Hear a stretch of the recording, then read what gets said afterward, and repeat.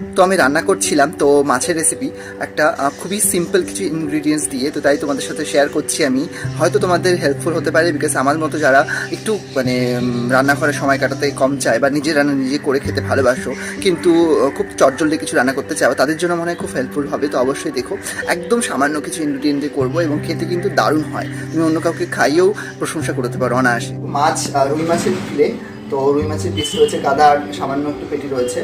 কড়াতে তেল একদম গরম হয়ে গেছে, তো এবারে মাছটা ভেজে নিবো এক এক করে। আর খুব সাবধানে এই জায়গাটা একদম কড়ার মানে হিটটা একটু বাড়িয়ে রাখবো, নাহলে মাছটা লেগে যাবে।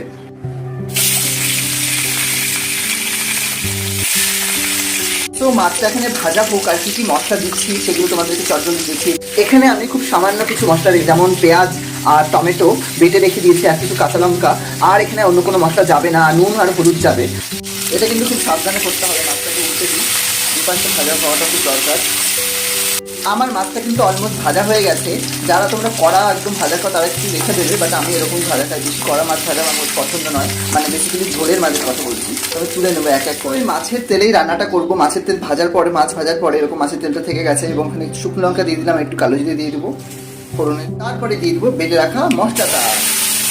এই মশলা ধোয়া জলটা আমি দিয়ে দেবো, তাহলে কষাতে সুবিধে হবে। আর পাশাপাশি নুন আর হলুদ গুঁড়ো, সামান্য ধনে গুঁড়ো দিলাম, মনে হলো আমার যে দিলে ভালো লাগবে ফ্লেভারটা।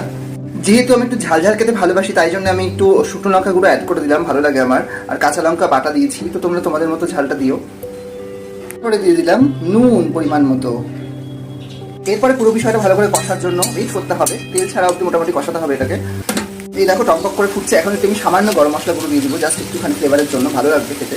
সো মশলাটা দেখো একদম কষানো হয়ে গেছে, একটু একটু তেল ছেড়ে দিয়েছি। এবার আমি এখানে একটু ঝোলের জল অ্যাড করে দেবো পরিমাণ মতো, আরও একটু জল দিয়ে দিলাম। এবার মাছগুলো এক এক করে সব অ্যাড করে দেবো।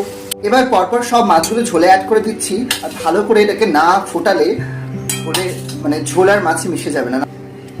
ঝোলের সঠিক স্বাদ পাওয়ার জন্য মাছটাকে ভালো করে ফোটাতে হবে। আমি এখানে ঢাকা দিয়ে দেবো, ঢাকা দিয়ে এটাকে এখন ফুটতে দেবো, ভালো করে ফুটবে বিষয়টা। ঢাকা দিয়ে রেখেছি মাছের ঝোলটা, চলো দেখি কি অবস্থা। 5 মিনিট হয়ে গেছে, এবার নামিয়ে নেবো, আর ওয়েট করা যাচ্ছে না। তো ঢাকনা হয়ে গেল এটা, যাই হোক ঢাকনা খোলার পর এরকম অবস্থা হয়ে রয়েছে। আই থিঙ্ক হয়ে গেছে, এটা নামিয়ে ফেলবো। গায়ে গায়ে মাখো মাখো হয়ে গেছে একটা সুন্দর। ওকে, এবার একটু ধনে পাতা অ্যাড করে দিই, বেশ খানিকটা ধনে পাতা নিয়েছি, অনেকটাই বলতে গেলে। আমার ভালো লাগে ফ্লেভারটা ধনে পাতার, এগুলো খেতে দারুণ হয়। তোমরা ট্রাই করতেই পারো, যখন একদম টাইম কম আছে, এরকম মাছ রয়েছে, কি করবে, তো তোমরা ট্রাই করে দেখতে পারো। অবশ্যই জানাবে ট্রাই করে, খেতে কিন্তু দারুণ হয়। সো তোমরা ট্রাই করে দেখতে